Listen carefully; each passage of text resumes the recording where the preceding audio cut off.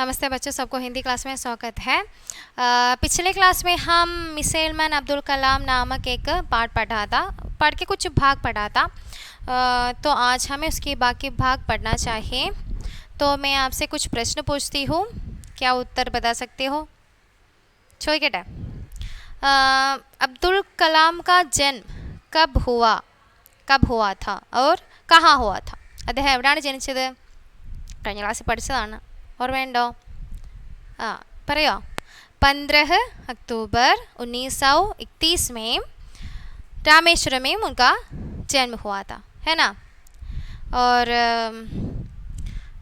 उनका पिता का नाम क्या था? उनका पिता का नाम है जैनुलाब्दीन, है ना? तो और उसके बाद उन्होंने उनकी एरोनॉटिकल इंजीनियरिंग की पढ़ाई कहाँ पूर्ति की? मद्रास क्या? MIT Madras institute of technology में उनकी पढ़ाई की पूर्ति की, है ना? और उनको कौन सी उपाधि, कौन सी स्नातक मिली? इंजीनियरिंग, है ना? एरोनॉटिकल इंजीनियरिंग में उन्होंने स्नातक की है। तो बाकी हमें आज पढ़ना चाहिए। तो अगला पेज नंबर देखो, पेज नंबर 71। वैज्ञानिक के रूप में माने क्या है?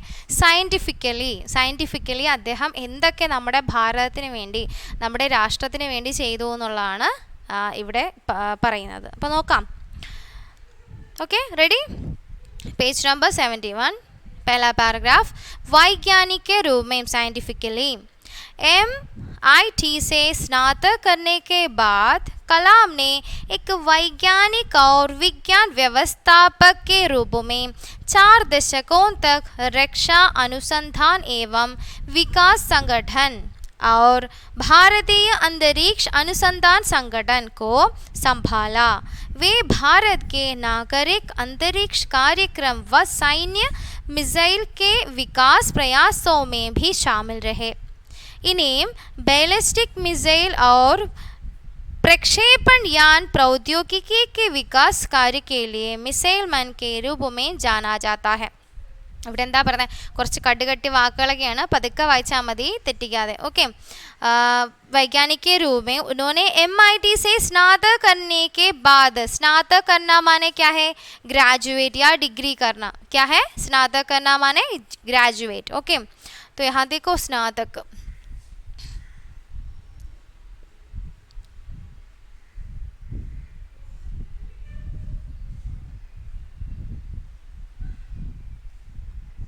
स्नातक क्या है?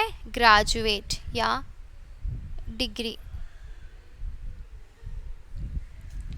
സ്നാതക करने के बाद കലാം ने അദ്ദേഹത്തിന് MITയിൽ പഠിച്ചു. എന്ത് ചെയ്തു? ഈ എയറോനോട്ടിക്കൽ എഞ്ചിനീയറിംഗിൽ അദ്ദേഹത്തിന് ഡിഗ്രി കിട്ടിയതിന് ശേഷം कलाम ने एक वैज्ञानिक का अर्थ क्या है? साइंटिस्ट. वैज्ञानिक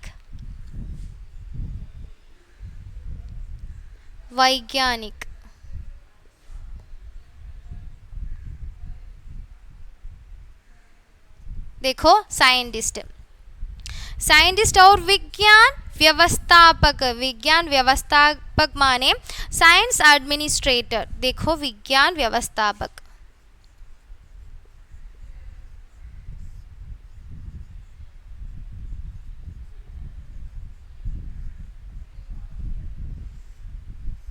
विज्ञान व्यवस्थापक का अर्थ है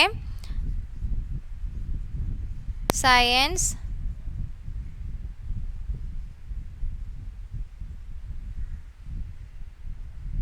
एडमिनिस्ट्रेटर. क्या है? विज्ञान व्यवस्थापक है साइंस एडमिनिस्ट्रेटर. तो उन्होंने वैज्ञानिक और विज्ञान व्यवस्थापक के रूप में ഒരു സയൻറ്റിസ്റ്റ് ആയിട്ടും സയൻസ് അഡ്മിനിസ്ട്രേറ്റർ ആയിട്ടും അദ്ദേഹം എന്ത് ചെയ്തു? 4 दशकों तक. 4 दशक क्या है? 40 वर्षം. 4 दशक 40 वर्षം रक्षा अनुसंधान एवं विकास संगठन क्या है? रक्षा अनुसंधान एवं विकास संगठन माने DRDO। क्या है? DRDO, defence research and development organisation का पूरा नाम क्या है? Defence research and development organisation. देखो यहाँ रक्षा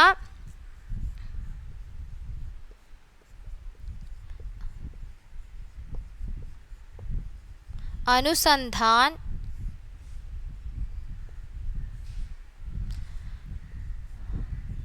एवं रक्षा अनुसंधान एवं विकास संगठन।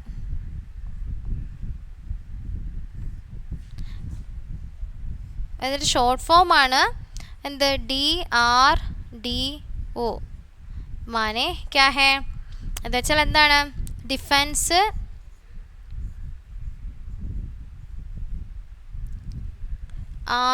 റിസർച്ച്,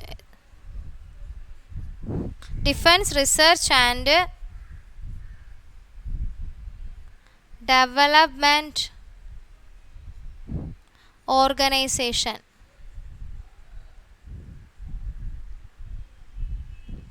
तो यहाँ देखो रक्षा अनुसंधान एवं विकास संगठन DRDO का अर्थ क्या है?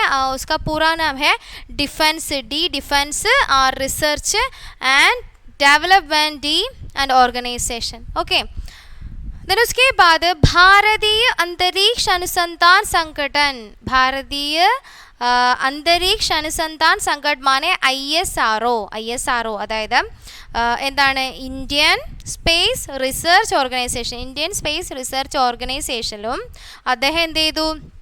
ജോലി ചെയ്തു. ഇത് രണ്ടും അദ്ദേഹം സംഭാലന മാനെ എന്താണ്? അദ്ദേഹം ഇത് നോക്കി നടത്തി അതിൽ ജോലി ചെയ്തു എന്നാണ് ഇവിടെ പറയുന്നത്. അപ്പം നമുക്ക് ഇത് നിങ്ങൾ എഴുതിയിടണം കേട്ടോ. മീനിങ്സ് ചിലപ്പോൾ അറിയാത്തതുണ്ടാവും. ഇപ്പോൾ ടെക്സ്റ്റ് ബുക്കിലോ നോട്ട് ബുക്കിലോ എഴുതിയിട്ടാൽ മതിയാകും. ഇതിൻ്റെ ഫുൾ ഫോമും കൂടി എഴുതിത്തരാം. भारतीय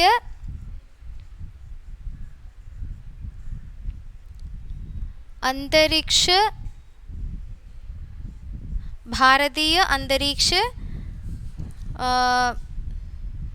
अनुसंधान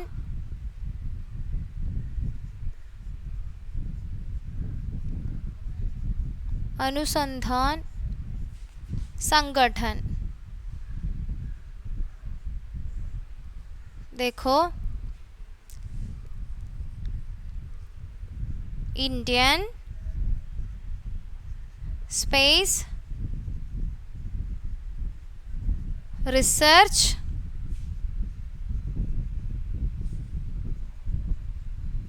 ऑर्गेनाइजेशन ISRO। देखो Indian space research organisation ISRO यानी भारतीय अंतरिक्ष अनुसंधान संगठन।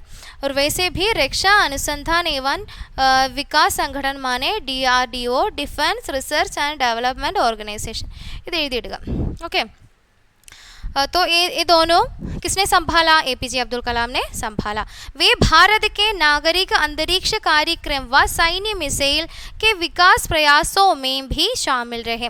അതുമാത്രമല്ല അദ്ദേഹം ഭാരത് के नागरिक अंतरिक्ष कार्यक्रम സിവിൽ സ്പേസ് പ്രോഗ്രാം, അദ്ദേഹം ഭാരതത്തിൻ്റെ സിവിൽ സ്പേസ് പ്രോഗ്രാമിലും സൈന്യ മിസൈൽ മാനെ മിലിറ്ററി മിസൈൽ ഈ രണ്ട് विभागങ്ങളിലും उन्होंने अपने विकास प्रयासों में उनके विकास में अपने प्रयास किया था. तो ഈ രണ്ട് കാര്യങ്ങൾ ഏതൊക്കെയാണ്? സിവിൽ സ്പേസ് പ്രോഗ്രാമിലും അതുപോലെ തന്നെ മിലിറ്ററി മിസൈലിലും അദ്ദേഹം അതിൻ്റെ വികസനത്തിന് വേണ്ടി അദ്ദേഹത്തിൻ്റെ ഭാഗവാക്കാകാൻ ശ്രമിച്ചിരുന്നു. അദ്ദേഹത്തിൻ്റെ കഴിവുകളൊക്കെ ഇതിന് വേണ്ടിയിട്ടും ഇതിൻ്റെ വികാസനത്തിന് വേണ്ടിയിട്ടും അദ്ദേഹം ഒരുപാട് എഫേർട്ട് ചെയ്തിരുന്നു എന്നാണ് ഇവിടെ പറയുന്നത്.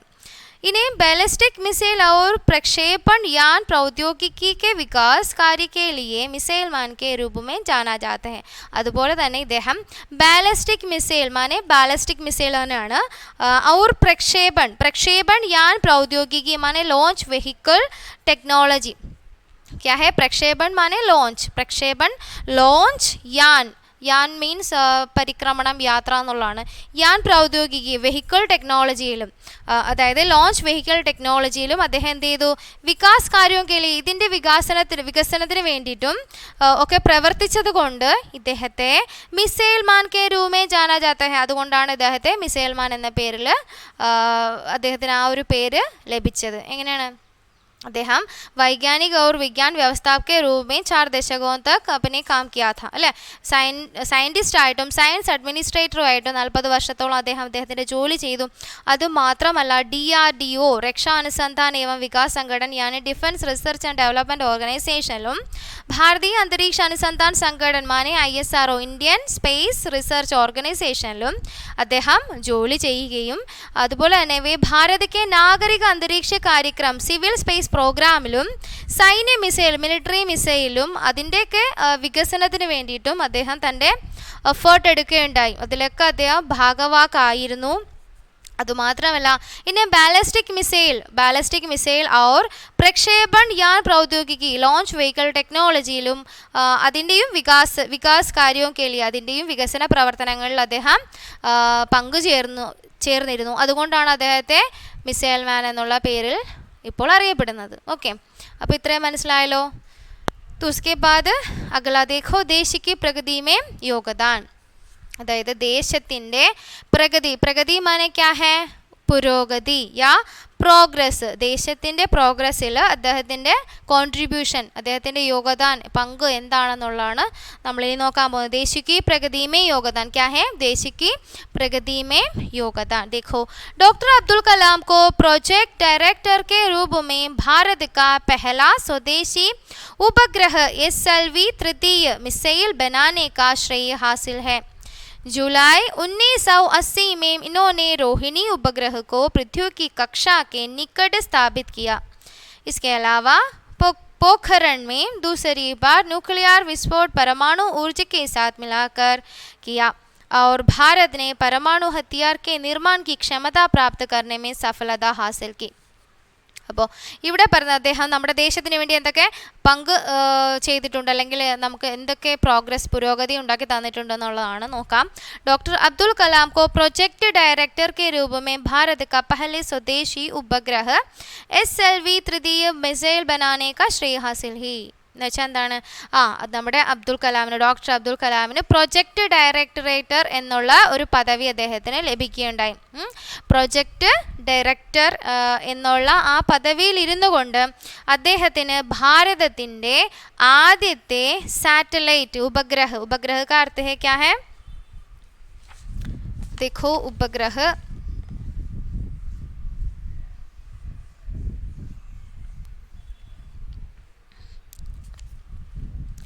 यहाँ देखो, पहला है प्रगति माने क्या है? प्रोग्रेस. ओके, प्रगति प्रोग्रेस. देन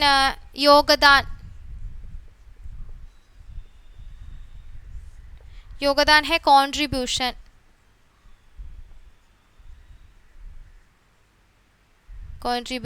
देन उसके बाद क्या है? और प्रोजेक्ट डायरेक्टर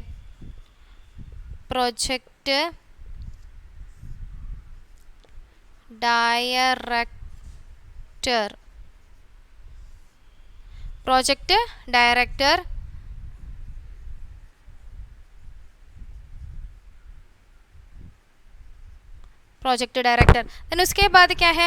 पहला स्वदेशी उपग्रह.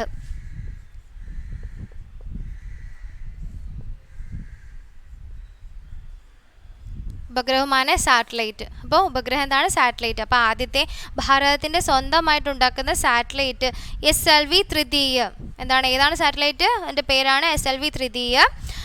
മിസൈൽ ബനാനേക്ക്, ആ ഒരു മിസൈൽ നിർമ്മിക്കാനുള്ള ആ ഒരു ഭാഗ്യം ആർക്ക് കിട്ടി?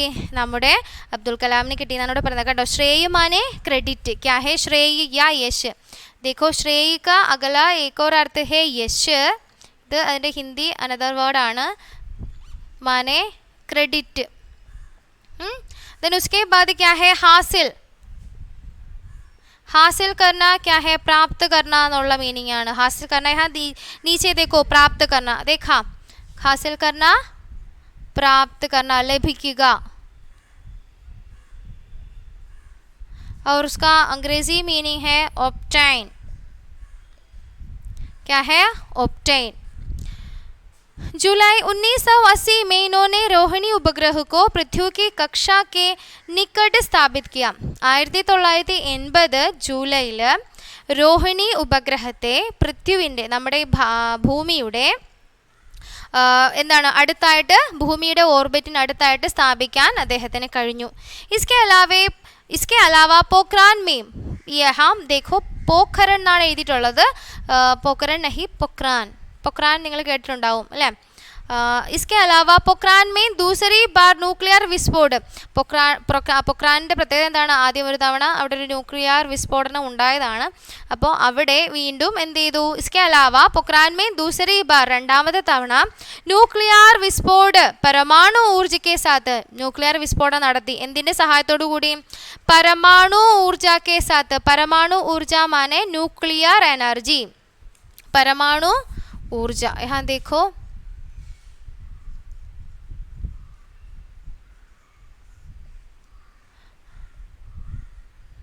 परमाणु ऊर्जा माने